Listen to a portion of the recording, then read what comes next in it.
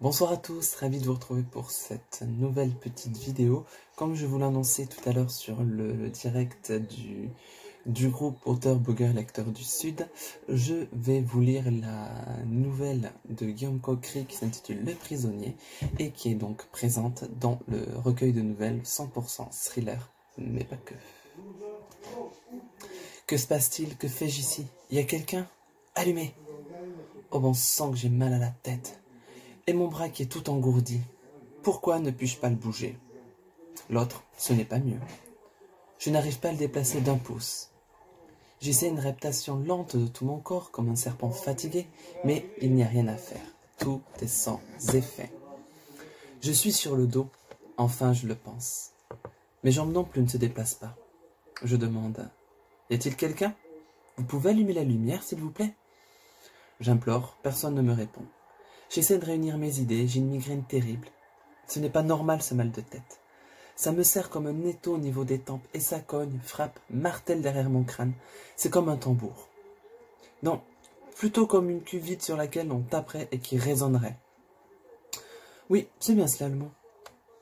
J'ai la tête qui résonne de tambourins hystériques. J'entends comme un gong énorme, un écho infini qui reprend encore et me vrille la tête. C'est tellement fort par moments, je pense avoir les tympans qui saignent. Je suis prisonnier d'une grosse cuve en fer et il y a un malade qui tape dessus. Et cette odeur, je dois être dans une citerne de mazout. Je suis enveloppé d'effluves dégoûtants, d'émanations hideuses qui me donnent la nausée, qui me filent la gerbe. Je suis sûr que j'ai déjà vidé mes tripes et que je vais continuer encore et encore, jusqu'à ne plus avoir une goutte de bile dans le corps. Où puis-je bien être pour avoir aussi mal à la tête? Suis-je dans un réservoir? Et ces idées qui tournent en boucle, les mêmes, toujours, j'ai le cerveau bloqué, tout est tellement confus. Il y a quelqu'un? Vous pouvez allumer? J'ai besoin de voir de la lumière.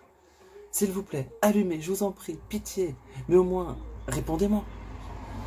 Ce n'est pas vrai, je ne vais pas me mettre à pleurer tout de même.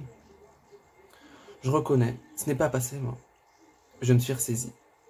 De toute façon, mes larmes ne servent à rien. Personne ne se préoccupe de moi. Mais que ce bras est douloureux, pourquoi ne puis-je pas le bouger? J'essaie les pieds pour changer, je suis sûr que je vais y arriver pour les jambes. Mais je dois être entravé, je n'obtiens aucun résultat. Je crie, bon sang, répondez-moi, il y a quelqu'un? Je ne m'entends même pas crier. Pourtant, je suis sûr d'essayer. Je hurle en m'en exploser les poumons et j'ai la sensation que rien ne sort. Que se passe-t-il? C'est terriblement angoissant. Je crie à nouveau, sans résultat. Personne ne me répond. J'essaie de réunir mes idées, mais soudain, tout se met à tourner. Mon environnement se colore. Je vois des kaléidoscopes fabuleux, des nuances chatoyantes, des couleurs que je n'ai pas vues depuis l'enfance quand je regardais le soleil jusqu'à en avoir mal, et qu'ensuite je fermais les yeux. C'est un qui n'existe que dans ma mémoire. J'assiste à une explosion d'arc-en-ciel en tout genre. Mon univers tourne plus vite, plus fort, comme une spirale infernale qui s'accélère et ralentit, mais ne s'arrête pas de tourner. Un vrai manège infernal. Je suis le jouet d'un enfant capricieux. Enfin, la tourmente faiblit, je m'enfonce dans un puissant fond. Le noir se fait, et que du noir. Quand je me réveille, je suis encore et toujours dans les ténèbres. J'appelle encore à l'aide, mais personne ne vient. Nul n'allume la lumière. Mon bras est bloqué, douloureux. Je suis attaché. Mon corps tout entier est prisonnier d'une camisole. Mais pourquoi? J'entends quelqu'un, j'en suis sûr. C'est loin, mais je l'entends. Une femme. Oui, c'est une femme qui parle. Je l'appelle, je lui crie à l'aide. Je suis là, eh oh, je suis là. Elle ne m'entend pas, moi-même je ne m'entends pas. Comment veux-tu qu'elle s'intéresse à moi si je n'arrive pas à crier? Je me concentre sur sa voix. Encore 3. Elle dit un mot que je n'entends pas, ou une phrase, je ne sais pas, elle est tellement loin. Plus qu'un quart d'heure, et je pars. Non, restez madame, s'il vous plaît, ne partez pas. Je lui hurle de ne pas me quitter, je suis sûr qu'elle peut m'entendre. C'est moi, Jean, je m'appelle Jean. Je suis attaché, on m'a oublié, aidez-moi madame, s'il vous plaît. À présent, je pleure à chaudes larmes. Mais elle s'en moque, elle ne m'écoute pas, elle m'ignore. Jean, il m'est revenu d'un coup. Un nom si familier, c'est mon prénom Jean? Ou peut-être mon nom? Monsieur Jean, non. Ça sonne mal, Monsieur Jean. Ça me donne un air de maquereau. À cette pensée, j'explose de rire. Au moins, j'ai le sens de l'humour, ça me rassure. Soudain, une explosion à droite, je sursaute. Enfin, c'est un bien grand mot. Je ne déplace pas d'un cil. J'ai peur. Cela a débuté par un grand bruit, suivi de répétitions bizarres, et je n'ai même pas tressailli. C'est arrivé comme ainsi. D'un coup, d'abord un gros bout, puis une suite de craquements et de sifflements stridents. Je ne sais pas ce qui peut créer un tel bruit. La fréquence est haute, j'ai une brûlure dans les oreilles, une douleur sourde. Je ris. Une douleur sourde pour un bruit de sifflet. C'est une douleur oxymoresque. C'est bon de rire. J'ai l'impression d'être vivant. Oxymoresque, ce mot est bizarre, hein. Je dois l'avoir inventé. J'invente des mots. Ça doit être ma matière première, le mot, je ne me rappelle plus. Après ce grand bruit, ma spirale de couleurs a repris, avec moins de diversité toutefois. Peut-être que je m'habitue un peu à ma condition. Je me sens comme une coquille de noix sur un océan en furie, ballottée de toutes parts. Tout tourne autour de moi. Je suis trimballé dans un sens, puis dans un autre. Je sens que je vais vomir, mais cette fois je reste conscient. Je suis toujours dans le noir, mais au moins, je ne perds pas connaissance. Et là, d'un coup, je l'ai entendu. Très distinctement. Enfin, pas tout à fait. J'ai toujours la sensation d'être dans une cuve à gasoil remplie de coton, mais au moins, on tange quelque chose. Je devais avoir des bouchons. Oui, c'est cela l'explication. J'avais des bouchons dans les oreilles. Ils s'étaient collés avec le temps, et quand elle me les a enlevés, ils ont causé ce grand bruit. Oui, c'est bien cela l'explosion que j'ai entendue. Elle veut que je l'entende. Enfin, ce cauchemar va se terminer. Elle va me parler, elle veut des réponses, c'est sûr. Elle me parle, je l'entends. Tu as fini tes courses pour Noël? Que raconte-t-elle? Mais déjà, une voix d'homme lui répond. Non, je n'ai même pas commencé. Je ne saisis pas distinctement les voix, c'est encore ouaté, mais au moins je les entends parler. Ça me rassure par moments, j'en étais à me demander si j'étais encore vivant. Mais pourquoi parle-t-il de Noël? La semaine dernière, on a fêté l'anniversaire d'Agnès, elle est née en janvier, vers la fin du mois. Je ne me souviens plus le jour exact, mais je suis sûr que c'est vers la fin du mois de janvier. Allez, à 3. 1, 2, spirale de couleurs, kaléidoscope, envie de vomir, coquille de noix, etc. Je suis de nouveau tourné dans tous les sens, ballotté comme un fétu de paille. Je vais vomir, j'ai la nausée, je hurle et n'entends rien de mon cri. Puis le noir à nouveau, profond, infini, l'œil dans la tombe. Mon esprit tout entier est dans la tombe. Et soudain, tout s'éclaire. Enfin, pas au sens littéral, je suis toujours dans ce noir de tombeau. Ce noir profond, épais, dense comme du goudron coutonneux. Non, tout est clair, je suis fou. C'est cela. En fait, je dois avoir perdu la raison. Étrangement, cette idée me rassure. Je ne peux pas avoir d'idée claire, je ne me souviens pas de mon nom parce que je suis devenu fou, mais déjà une autre idée arrive, se télescope avec la précédente. Si je me pose la question de ma perte de raison, est-il possible que je l'ai perdue? Le simple fait de m'interroger sur ma démence n'est-il pas la preuve au contraire que je suis sain d'esprit? Ces pensées m'épuisent. Je reste dans mon noir de caverne. J'ai mal à la tête. Ce gazole me donne la nausée. Dormir. Je veux dormir. Ce matin, j'ai eu du nouveau. Je dis ce matin parce que j'ai senti du café. Je suis sûr que c'était de l'arabica. C'est étrange les odeurs. Celle-ci était d'une douceur infinie. Voilà des jours, des mois ou des heures que je suis dans ma cuve de gasoil. Je ne sais pas, je ne sais plus, est-ce la réalité, est-ce un rêve? Mais ce matin, cette odeur de café et le sucre, même si j'ai horreur du café sucré, mais tout est mieux que le gasoil. Oh oui. La femme de la dernière fois est revenue, elle me parle. Salut, tu vas bien? Oui, et toi? Mince, ce n'est pas ma voix. Pourtant, j'ai hurlé pour répondre, mais comme d'habitude, rien n'est sorti. C'est une voix d'homme. C'est le fou qui parlait de Noël hier. Sonia, c'est toi qui as apporté les crêpes? Oui, c'est la tradition. Ah, c'est sympa. Bon, après un mois tiré les rois, c'est bien, je ne les supporte plus ces galettes. Et ils rient, ces idiots. Ce sont des fous, j'en suis sûr. Hier, ils parlaient de Noël, maintenant de Chandeleur. Bon, la zinzin, elle, s'appelle Sonia. Elle grand malade, je ne sais pas, et je m'en fiche. Ohé, ohé, écoutez-moi, vous m'entendez? Je crie, j'en suis certain. Je ne m'entends pas, mais je suis sûr que je hurle. Les deux maboules continuent de parler en m'ignorant. Ça me dit quelque chose, Jean Millier. Il est connu demande l'homme. Jean Millier. Stupeur. Mais oui, c'est ça. Jean Millier, c'est moi. Je vois mon nom écrit en gros sur fond blanc, c'est mon nom. Oh, si tu savais comme je te suis reconnaissant, toi le zinzin qui m'a rendu mon identité. Mais déjà Sonia l'a dérangé, lui répond. Chut, écoute-la Jean Millier, tais-toi. Un peu, oh oui qu'il est connu, lui répond-elle en riant. Mais elle n'a pas un rire de folle. Même si je ne sais pas bien à quoi ça ressemble, il est plutôt normal son rire, agréable pourrais-je même dire. En fait, il est très joli. On dirait un éclat cristallin avec des modulations d'une douceur infinie. Elle n'est pas irritante quand elle rit. Ça change de ma femme, Olga. Tiens, ça aussi je m'en souviens. Ma femme s'appelle Olga. C'est un peu confus, mais Olga, dans la même situation, est très agaçante. On dirait qu'elle hennit. Mais déjà, Sonia reprend. Il est mon auteur préféré. J'ai lu tous ses livres. Et quel grand écrivain. J'adore la série de la capitaine Cathy Chastain. On aurait dû avoir le 4e opus l'an dernier. Il n'écrira plus jamais maintenant. Il y a de la nostalgie dans sa voix. Non, j'ai hurlé, mais apparemment elle n'a pas entendu cette folle. Elle pourrait se forcer pour m'écouter tout de même. Non, ce n'est pas l'an dernier. Mon dernier livre est sorti depuis 1 mois. La fin du 1er cycle, la première trilogie. Le suivant est prévu pour Noël prochain. J'ai un contrat avec mon éditeur, il veut toujours que le nouvel opus de Cathy Chastain sorte 15 jours avant Noël. Pour le prochain, ma cocotte, il faudra attendre 1 an.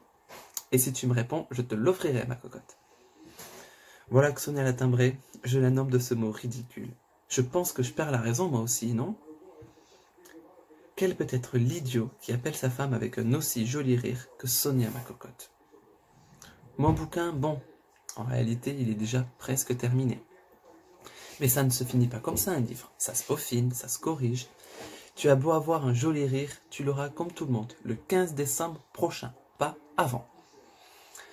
Ah oui, c'est vrai, l'écrivain qu'on a retrouvé dans le canal, c'est lui.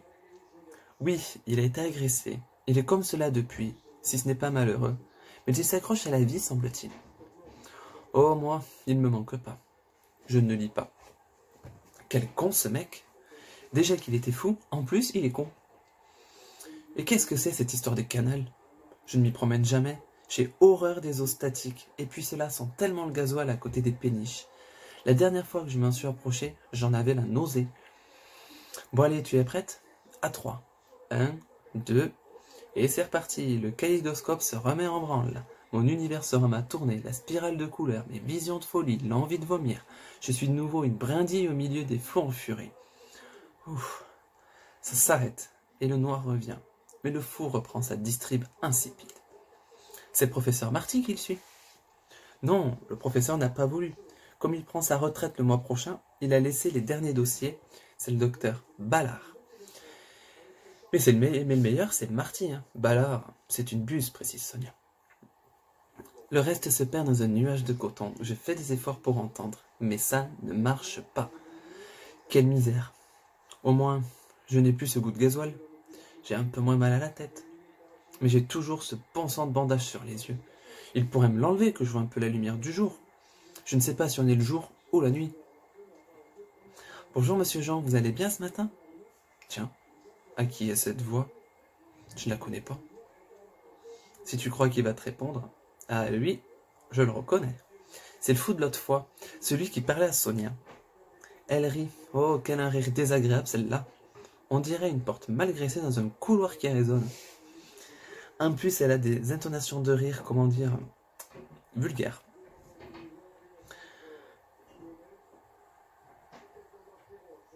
Je suis sûr qu'elle s'habille avec des jupes trop courtes, trop colorées et trop serrées sur ses bourrelets.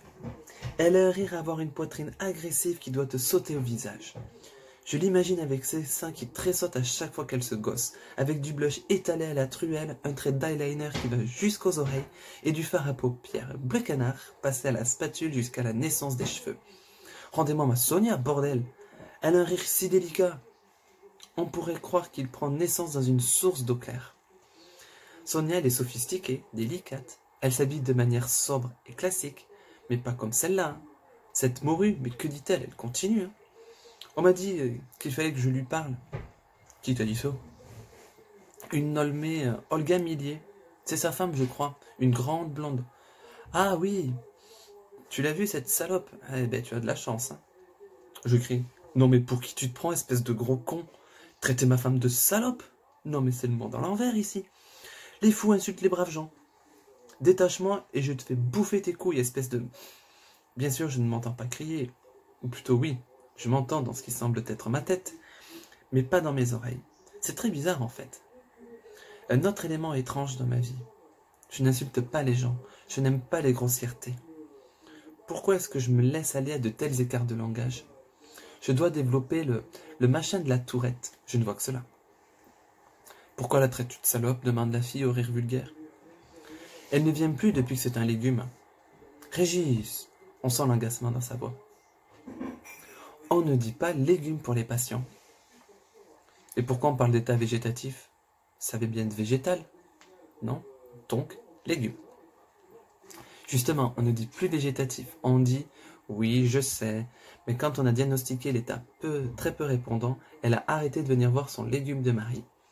Elle ne vient que quand il faut se montrer avec le professeur Ballard. La dernière fois, elle est même venue avec son amant dans la belle bagnole du légume. Tu l'auras entendu, mangeant-mi par-ci, mangeant-mi par-là. Je me mets à pleurer. Marouga a un amant? Oh non, je ne peux pas le croire. Mon cœur saigne. Et cette histoire de légumes, qu'ont-ils voulu dire? Qu'a-t-il dit, le fou, déjà? Ah oui, c'est ça. Ils m'ont trouvé dans le canal qui sent le gasoil. La souillonne au jus de canard, elle a parlé de végétatif. Oh merde, c'est donc ça? Je suis diagnostiqué état végétatif chronique. Mais je ne suis pas un légume, je suis conscient. Je m'agite dans tous les sens, je hurle. Écoutez-moi, je suis là! Ohé, ohé! Je m'époumonne, j'en ai la gorge en feu à force de gueuler. Je leur fais de grands signes, mon bras qui est entravé, je suis sûr que j'ai réussi à le bouger. Ça y est, je leur fais des signes, j'en suis certain, ils me voient. Qu'est-ce qu'il a, Jean? Demande-t-elle. Oh, merci, jeune fille, je te jure, je ne dirai plus jamais que tu es grossière, tu es magnifique. J'ai envie de la prendre dans mes bras. Elle m'a entendu, quelle émotion, je hurle de plus belle. Oui, c'est ça, je suis là, je suis conscient. Oh, ce n'est rien. C'est un mouvement réflexe. Il en trouve la bouche quand le corps réclame à boire. On va augmenter la sonde et lui humecter les lèvres.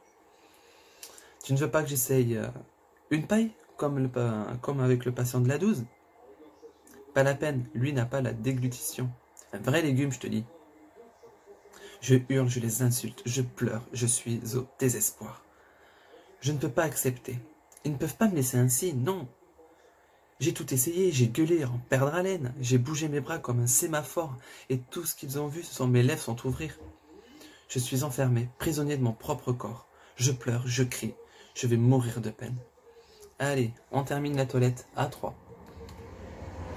La spirale de lumière de couleur reprend.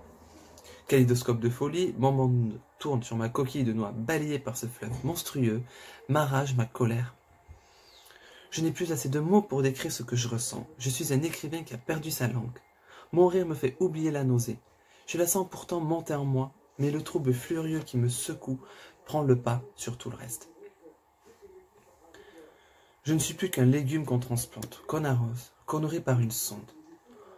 On me tourne dans tous les sens pour me laver le cul et soigner les escarres dont je dois être farci.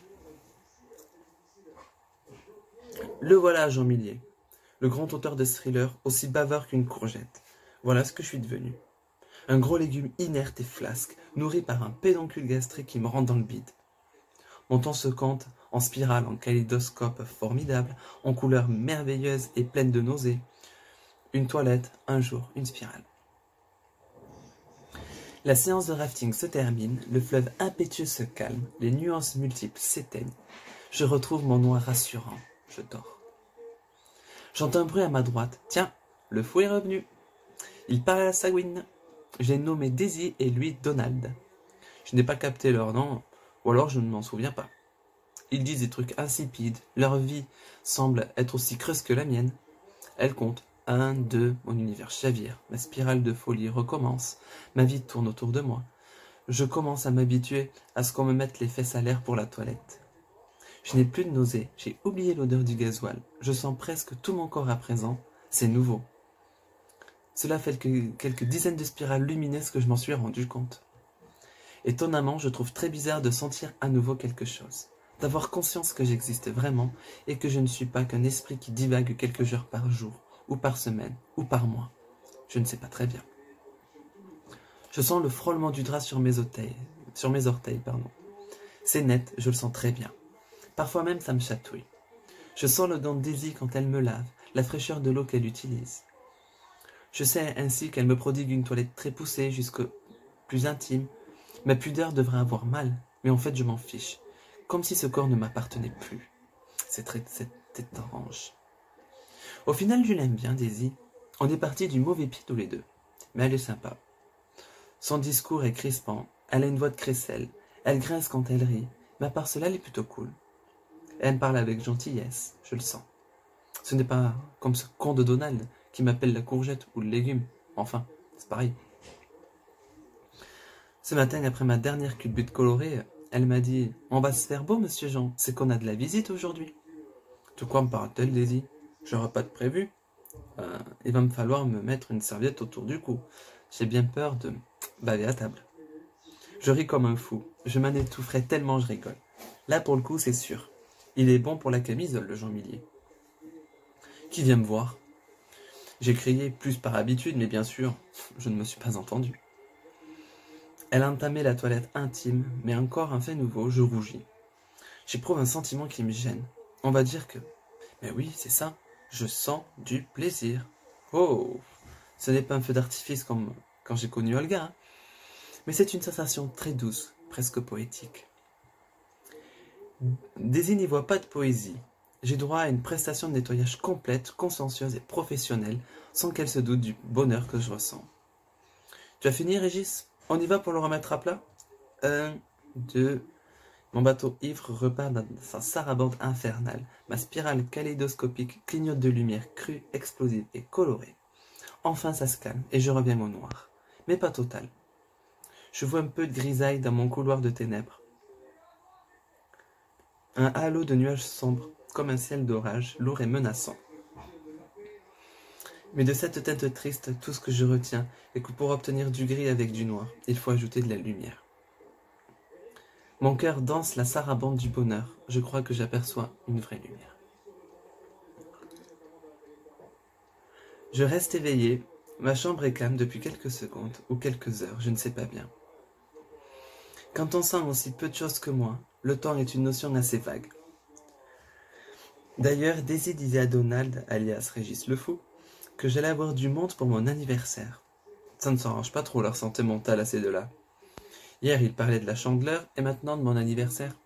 Je suis Scorpion, du 13 novembre. On est loin des crêpes. Je doute. Ou alors c'est moi. Mes absences sont plus longues que j'en ai conscience. J'en suis là de mes considérations quand j'entends déjà une première arrivante. C'est Olga. Je n'ai pas le souvenir qu'elle soit venue depuis que je suis dans ce lit, bateau en perdition. Il a raison, final Donald. C'est vraiment une salope. Elle est même venue avec Jean-Michel. En plus, il ne se cache plus. Celui-là, quel enfoiré. J'ai envie d'employer un mot plus cru. Mais non, je suis un auteur qui aime sa langue et j'exècre la vulgarité. Jean-Michel Lebec. J'aurais dû me méfier de lui. Je sentais bien qu'il tournait autour d'Olga. Il faisait mine d'être pote avec moi, mais il voulait ma place, c'est certain. Un auteur raté, ce Lebec. Même pas capable d'aligner 2 paragraphes qui tiennent la route. Mais bon, il semblait paumé, sans le sou, je l'ai embauché comme secrétaire. Il me faisait un peu de relecture et quelques corrections. Cela dit, il est assez doué pour traquer les incohérences et vérifier la chronologie, mais pas plus. Et déjà, voilà qu'arrive une autre connaissance. Je l'ai reconnu à la manière qu'il a de manger la fin de ses mots. Oh oh, c'est le bal des hypocrites aujourd'hui. Mon deuxième frère, le commissaire Millier. Je n'ai jamais compris comment il avait pu décrocher ce grade. Il ne serait pas capable de trouver du sable dans le Sahara. Allez, viens m'embrasser, frérot. De toute façon, on ne pourra pas y échapper. Alors plus vite tu viens, plus vite on en sera débarrassé. Tiens, mais qui vient d'arriver? Cette voix, je la reconnais. Oh, quel plaisir. Mon ami, mon frère. Bon, alors lui, ce n'est pas un vrai frère. Mais c'est mieux que cela. Le seul qui n'ait jamais failli. Mathieu. Cela fait tellement longtemps, mon poteau. Tu vas bien? Hein? Qu'est-ce que tu dis? Mais je suis bête. Tu ne m'entends pas. Moi-même, je ne m'entends pas non plus. En plus, je radote. Je ne m'y habituerai jamais, c'est sûr. Ma vie est un naufrage à la merci d'un fleuve furieux. Oh, mais il est peut-être avec sa femme. Elle est tellement discrète, on ne l'entend jamais. Et ce visage. Une pure beauté, celle-là. Et gentille avec ceci. Ah, il est bien tombé, le Mathieu. Hein. Mais il le mérite. Ce n'est pas comme moi avec cette catin d'Olga. Après tout, peut-être ai-je mérité ce qu'il m'arrive. Peut-être ai-je mérité Olga. Mais il y a aussi une petite voix que j'entends. Mon cœur bondit de bonheur. Mais c'est mon Émilie. Comme c'est gentil, ma puce, d'être venue voir tonton Jean. Que je t'aime, toi. Viens m'embrasser. Si tu savais comme j'aimerais pouvoir te raconter une histoire, comme on le faisait quand je venais de border, tu te souviens? Oh oui, je me souviens. Moi aussi, je t'aime, tonton Jean. Tu es adorable, mon poussin. Et je suis désolé, mais je ne peux pas te câliner. Ce n'est pas grave, tonton Jean. Mais que se passe-t-il? Je réalise, je suis stupéfait. Je n'ose plus rien dire. C'est idiot. J'ai tant attendu ce moment, maintenant qu'il est arrivé, je n'ose plus parler. Je crains de briser le charme. D'une voix timide, mal assurée, je demande « C'est toi, Émilie ?»« Oui, tonton Jean. » J'exulte, je veux hurler, je me maîtrise, il ne faut pas l'effrayer. Je lui dis « Tu m'entends, Émilie? Est-ce bien sûr, tu m'entends ?» Mais que m'arrive-t-il? J'invente des dialogues maintenant? Non, tonton Jean, tu n'es pas fou, je t'entends. Mais comment y arrives-tu? Est-ce que tu me parles vraiment? Non, pas tout à fait, je te parle dans ma tête. Tu veux que je te parle en vrai? Bonjour, tonton Jean, tu m'entends maintenant? Je me mets à pleurer. Je hoquette de surprise et de plaisir.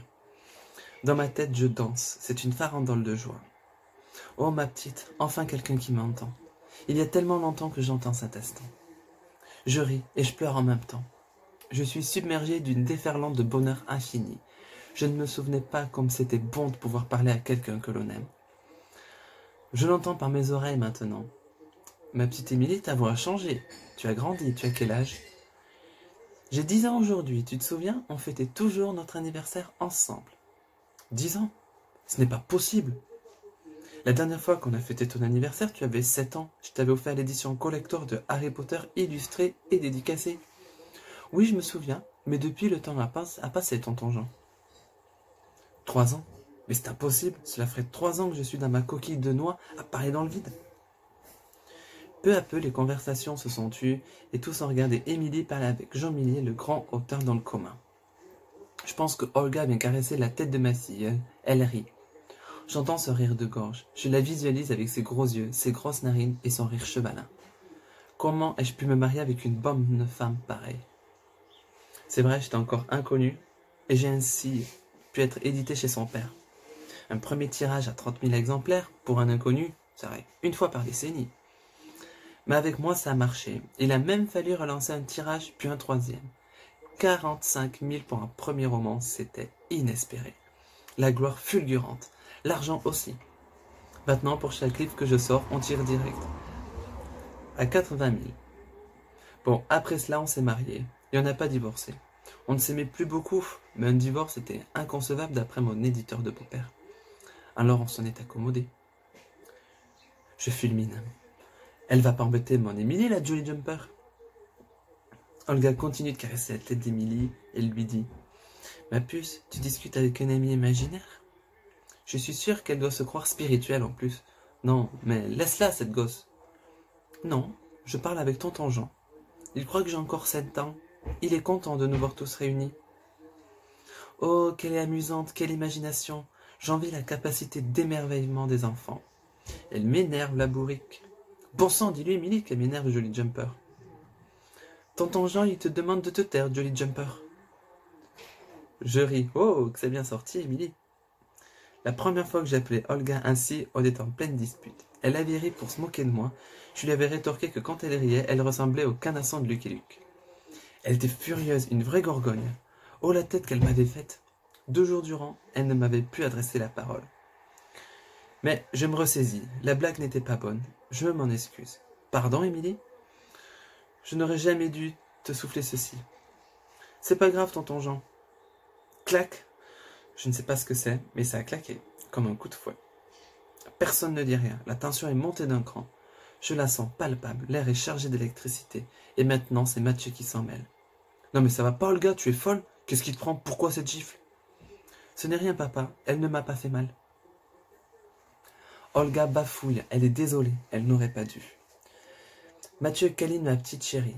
J'en profite pour la câliner à mon tour, mais pour moi, ce n'est qu'en parole. J'entends une voix forte, une matrone, je la connais. Parfois elle est avec Daisy et Donald, et là je peux vous dire qu'ils ne rigolent pas. Elle doit représenter une sorte d'autorité. Que se passe-t-il? Je vous demanderai d'être un peu moins bruyant. Vous êtes dans un service où le calme est une nécessité. Merci. La voix est péremptoire. Olga la rassure. Non, ce n'est rien. Oui, on va faire attention. Désolé, madame. Je hurle à Émilie. Stop, dis-lui que tu m'entends. Arrête-la, s'il te plaît. Madame, tonton Jean, il m'a parlé. Ah, ça suffit, ces histoires. C'est Olga, je sens qu'elle s'interpose. Elle doit l'attraper par les épaules et armer une gifle. Elle fait souvent ainsi avec les enfants. Heureusement qu'elle n'en a pas eu. J'entends Mathieu qui réagit. Tu lâches ma fille ou bien... Il laisse la phrase en suspens, lourde promesse, à peine voilée. Olga doit croiser son regard, y voir toute la fureur du père et capituler. J'adore. Bravo, mon Matt. Bien envoyé. L'infirmière chef doit s'accroupir. Elle a un genou qui craque. Tu sais, ma petite, c'est normal. Tu l'aimes beaucoup, ton tonton. Il parle à ton cœur. Il va même te raconter des histoires la nuit dans tes rêves. Mais ce n'est pas tout à fait vrai. C'est ton imagination qui gambade. Allez, va l'embrasser. Il t'aime, j'en suis sûr. Non, mais de quoi se mêle-t-elle, le sergent-major? Non, Émilie, s'il te plaît, répète après moi. Émilie se lance presque mot à mot. Tonton Jean, il dit qu'il préfère le rire de Sonia, et que Sonia, elle a dit qu'il vaudrait mieux que ce soit le professeur Mathieu qui s'occupe de lui, plutôt que le professeur Ballard. Elle a aussi dit que le professeur Ballard est une buse, mais je ne sais pas ce que ça veut dire, ajoute-t-elle avec précipitation. La sergente-major ne dit rien. Elle regarde Mathieu. Elle aurait vu la Vierge Marie qu'elle serait moins étonnée.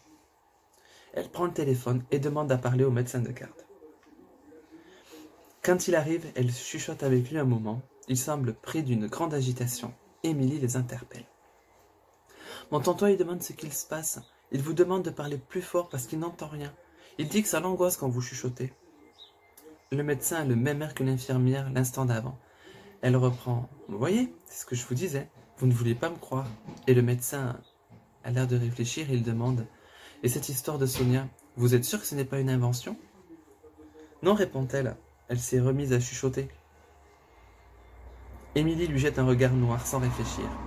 Au côté absurde de la situation, l'infirmière hausse la voix. J'entends clairement maintenant. C'est une bonne petite. Je suis tellement fière de ma filleule. Le chef de service explique au carabin. Sonia a été mise à pied il y a 8 ou 9 mois suite à un problème de relation avec le professeur Ballard. Elle a quitté la clinique. Elle n'est pas revenue depuis. Quant au professeur Marty, il a pris sa retraite l'an dernier et Mathieu leur coupe la parole et ajoute. Je vous assure qu'Émilie n'est jamais venue. Je ne voulais pas lui imposer cet environnement. C'est la toute première fois qu'elle vient ici. Un silence de sidération s'installe. Pendant ce temps, j'explique des choses à Émilie, puis lui donne le signal. Vas-y ma chérie, dis-le, maintenant. Elle se tourne vers mon frère, le commissaire Bernard Millier. Tonton Bernard, tonton Jean, il te demande de regarder le mollet de l'ami de Tati Olga. Il se souvient de s'être battu avec lui, il a mordu jusqu'au sang, mais il ne sait pas de quel côté. La scène m'est revenue d'un coup, sans prévenir. C'est bizarre la mémoire. On stocke des infos, et un jour, on en a besoin, et on les ressort. J'ai eu un flash quand Olga a giflé Émilie. Avec Jean-Michel, on devait manger au corsaire noir, une péniche. Je voulais me séparer de lui. Je m'étais rendu compte qu'il me volait, et de grosses sommes.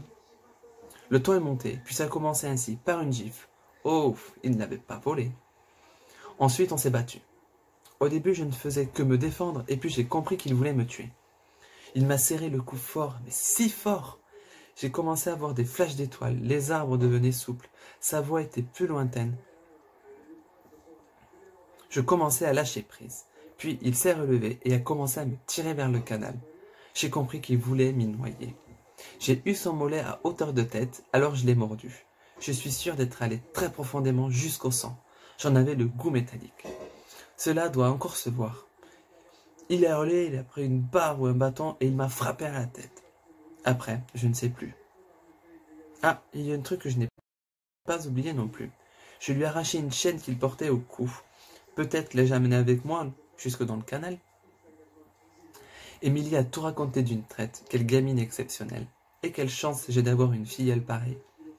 Bernard Millier, ce frère qui devait être le plus mauvais flic de France, demande à Jean-Michel de remonter ses jambes de pantalon. Sur le mollet droit, il présente une vilaine cicatrice, un stigmate de morsure parfaitement visible, avec ses boursouflures rosées. Émilie commente à voix haute pour son oncle. Dans la chambre, l'air lui-même est empli de sidération. Le lendemain, une équipe de plongeurs sondèrent les abords du corsaire noir. Ils remontèrent 2 tonnes de ferrailles diverses et finirent par trouver une chaîne en or portant l'inscription « De Olga pour Jean-Mi ». Émilie parla encore pendant 2 années avec son oncle. Elle venait le voir 3 fois par semaine et même plus souvent pendant les vacances. Il était devenu une idée fixe pour elle. Elle aimait tant. Puis la puberté passa par là. Et un jour, le lien se rompit. Elle était au désespoir, elle ne l'entendait plus. Saleté de règles. Elle imagina souvent pleurant en silence, prisonnée de son syndrome d'enfermement et terriblement seule. Elle continua de lui parler, mais elle ne pouvait qu'imaginer ses réponses désormais. Le professeur Marty sortit de sa retraite. Il reprit son cas et obtint des résultats spectaculaires. Ballard était vraiment une buse. Avec un groupe de neurochirurgiens, ils essayèrent un protocole expérimental dans le cadre d'un essai thérapeutique. Il s'agissait de stimuler le nerf vague au moyen d'électrodes et d'une assistance médicamenteuse. À ce jour, presque 7 ans après le début de son long voyage intérieur, Jean Millier maîtrise à nouveau ses paupières, sa mâchoire. Il a retrouvé la déglutition ainsi qu'une partie de la mobilité de son index gauche. Il peut utiliser un ordinateur qu'il commande avec la pression de son doigt. Il communique à nouveau.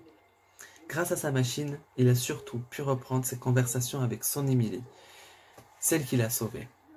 Tous deux ont terminé les corrections du 4e volume de la série Capitaine Chastain qui est sorti le 15 décembre. Émilie vient de fêter ses 14 ans. Sonia et Daisy s'occupent de lui désormais et le retournent très lentement pour le toiletter. Les spirales sont ainsi plus douces. Sonia est une blonde pulpeuse, toujours très maquillée, qu'atteint Daisy malgré son rire. Elle a une petite stature, elle est très discrète, presque timide. Ah, ses préjugés. Olga sort de prison dans 90 jours et Jean-Michel a pris 8 ans ferme. Il est libérable dans 24 mois. Quant à Jean, il ne sera jamais totalement libre.